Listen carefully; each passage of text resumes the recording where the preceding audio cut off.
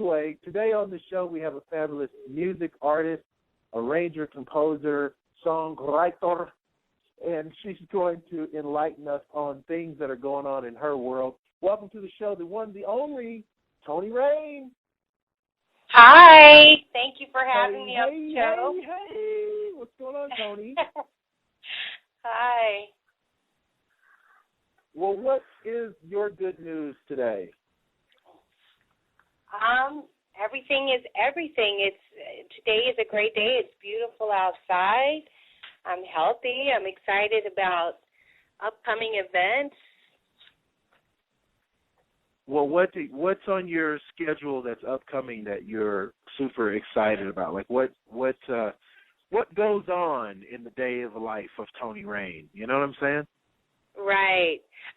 Mostly writing, figuring out, new material, maybe collaborating with other artists, and just trying to get the word out there and meet fans and have them meet me and, just making it happen. Just doing it. And a lot of people don't understand that, sometimes you have to be born into artistry. Like, are you born an artist, or is this something you took on later in life? You said, you know what, I'm going to go ahead and try my artist thing. Well, it's a combination of both. I have musical parents, musical grandparents, and a lot of cousins and my brother. And so a lot of us have that talent and in different areas, relating to artistry. And so for me, I've always had a desire to entertain and sing and write. And so I just started tapping into it and kind of branching out, and this is where I am now. Did you have, tremendous success from the beginning? Like, did you write your first couple of songs, get some really great, favorable feedback? And, two-part question, and if you hadn't, do you think that you would still have the same passion for show business that you do today? Okay, so yes and yes. So I did have really good reviews on my writing. I was kind of impressed because, we can always toot our own horn, but when other people are kind of saying, well, you're pretty good at this, that it kind of makes a difference. So I was excited about that, what I had to say meant something to other people and, could encourage them or, kind of change things for them in some way.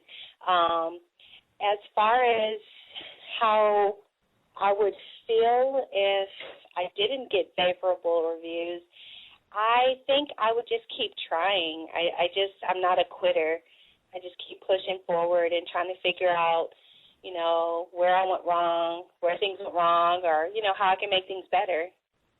Mm-hmm. And, everybody has their moment of Jedi Knightsman championship type thing where you realize that, you know what, I can put the lightsaber down. I'm a full-fledged Jedi at this music business right now. So what was yours? What was the moment or the piece of criticism where you felt like, you know what, if that just happened, then I'm serious. I'm legit, yo. For me, it was my fear of performing by myself. I was so afraid. I was always more comfortable, like in the background, singing background, dancing in the background, and doing a lot of things behind the scenes. But then my desire started to shift where I wanted to do more writing, I wanted to do more arranging and things like that. And so as I wanted to do those things and would try, I would be really afraid. And I didn't like that fear, so I just started kind of pushing myself into different things to help overcome that fear. And so that was kind of my motivation to my desire to continue to sing, to continue to write and perform, kind of forced me to figure out how not to be afraid. So that was, I guess that answers the question. I hope so. Yeah. Well, yeah, and the thing is that stage fright is such a real, legitimate fear. So I think people they overlook it or they don't give it enough kudos. You know, like Barbara Streisand is one who claims that she's still very deathly afraid to perform on stage. It's not one of her favorite things to do at all for years. And, you know, and here's someone who obviously has performed thousands and thousands of times on stage. But I think that that performance anxiety is a very real fear or a very real consideration anyway that people should take more seriously. What do you think? I think so. I think it takes a lot of courage to get in front of people and kind of bare your soul, you know, because a lot of artists are writing, you know, and you know, it's you make yourself vulnerable when you're putting your personal feelings out there and, you know, performing and just kind of bearing your soul in front of people and that takes a lot of courage but to most people, you know, they're just being entertained, so they don't understand, I think, a lot of times that the work that goes into it, you know, and the process behind it. So I think it's, you know. Now, you said something interesting about bearing your soul, and then you also said something about entertaining.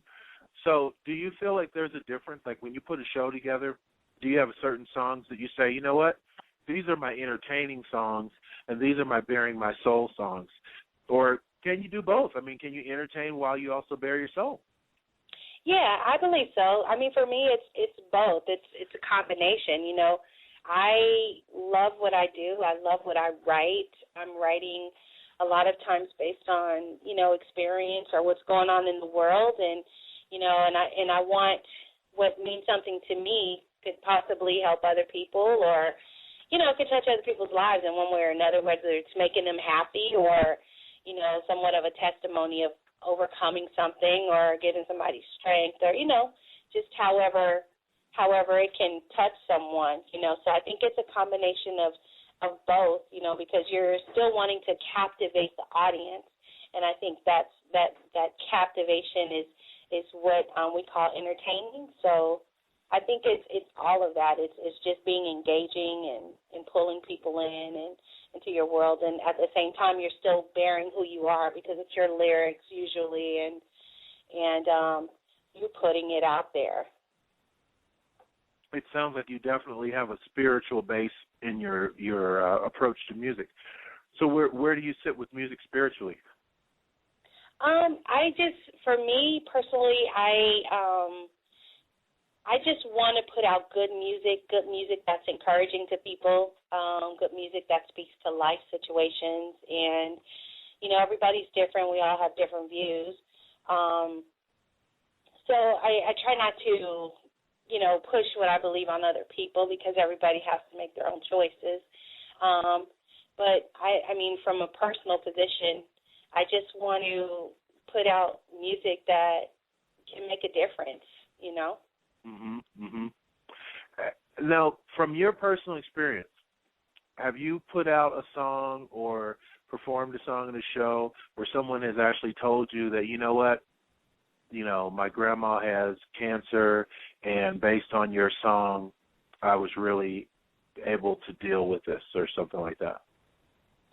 Well, I haven't had anyone come and tell me that their grandma had cancer, but I have a song called Taking It Back, and it's talking about taking back control over your life.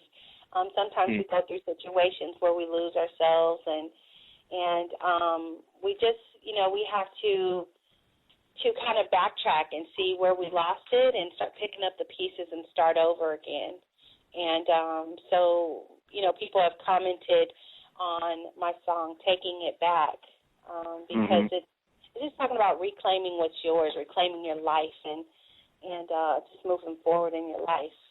So I've gotten a lot of good feedback from that song. And that's what's up. So let me ask you, if there was a 30 seconds of advice you could give to someone who is in the position now to where they want to be where you're at 2 years from now, say, in the music business, what would you tell them to look forward to, look out for, be aware of? You know what I'm saying? What to be aware of? there are a lot of nasty people in the world, so you have to be mindful of that.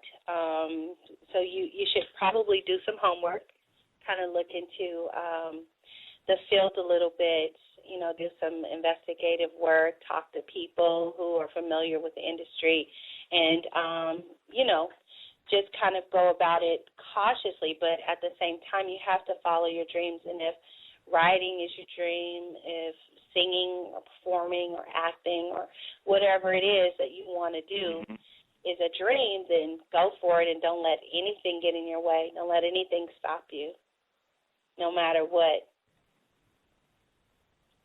I think that's good. I really do. I think a lot of people could actually be helped by that. So we've got this song called Dreams, ironically, speaking of dreams. Give us a little history on this song, and before I play it, let people know where they can stalk you on the Internet if they want to find you and check you out. Well, I'm on Reverb Nation, Toni Reign, ToniReign, Toni Reign, and I can also be found on Facebook and Twitter. And also, I have an upcoming event, July 21st. It's a Sunday at 8 o'clock at Molly Malone's. And you can get tickets online under the Flavor Us, that's SLAVORUS.com, under Toni Reign, for $10 in advance. The song Dreams is a great song that my husband and I wrote together. It's just talking about shutting the world out and just living your life and enjoying life to the fullest. That's what's up. Well, there you go. I can't intro the song any better than that. Ladies and gentlemen, it's Toni Reign on The Buzz. Toni, hopefully you'll come back to be our guest again soon. And here's the song, Dreams. Anytime. Thank you so much.